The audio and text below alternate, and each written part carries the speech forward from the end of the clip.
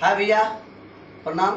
हम रिया recording studio Khagaria Bhadas से आज एक बोलबम का super hit song live video दिखाएंगे। डुएट में है, और डुएट जोड़ी, और एक है मुराद दीवाना और एक का नाम मनीष माही, जो कि बहुत ही अच्छा सॉन्ग आए हैं। और आप लोग को हमको लगता है कि अच्छा ज़रूर लगेंगे।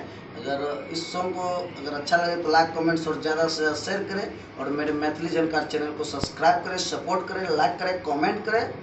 और आइए हम अभी सिंगर मनीष माही और मुराद दीवाना का लाइव वीडियो दिखाते हैं। आप भी अपना ऑडियो वीडियो बनाना चाहते हैं सबसे बेस्ट क्वालिटी और बेस्ट मिक्सिंग के साथ, तो संपर्क करें निसंकोच अपने खगड़िया जिला में।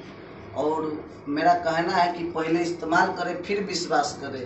तो आइए ज़्यादा देर समय ना लेते हुए हम इनका लाइव वीडियो दिखाते हैं। भैया